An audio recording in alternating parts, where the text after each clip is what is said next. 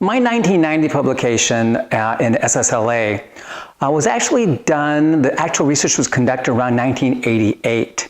And at that time, people were launching the idea of attention and paying attention to form in the input. You might know, for example, Schmidt's famous noticing hypothesis. He was launching that hypothesis about this time.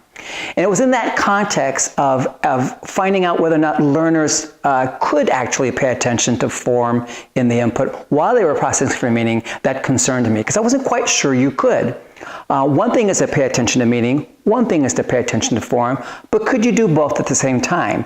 Because if you believe acquisition is the result of processing communicative input, that means you have to be focused on meaning.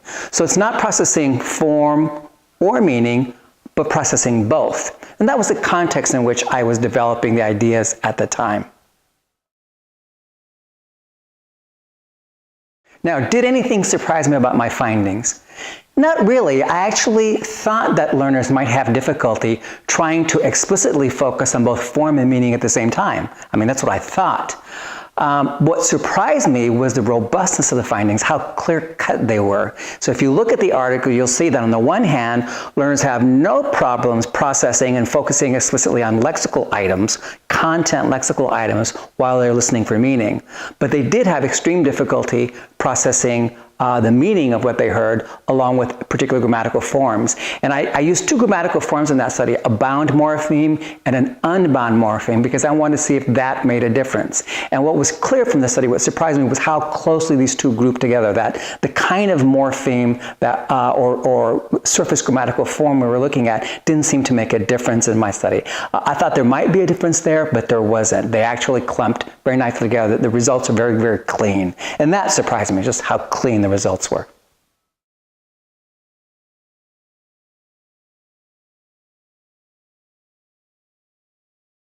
When I was conducting this research, I wasn't sure how influential it would be. I didn't think about that. To be quite honest, I thought of all the research I've done in my career, the VanPettern in 1993 would probably be one article selected for its influence. There's been much, much more work done in that domain and much more controversy surrounding the perspectives I launched in that particular publication. So I was surprised actually that my 1990 study was selected, and disclosure here, as a former co-editor of the journal. I had nothing to do with the selection of my article. I was actually surprised that it was selected, because I was not, to this day, I'm concerned about how the field characterizes the processing of input. I think that's one thing that we have tended to ignore. We keep talking about the need for the need of input in acquisition and how that's a fundamental factor in acquisition, but we're still kind of dancing circles around how input is actually processed. What's a parser look like? How does a parser develop? Is there a universal parser?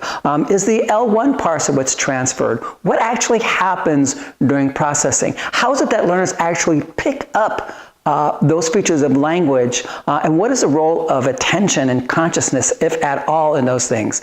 These are things that are really, as I understand them, only weakly understood in the field.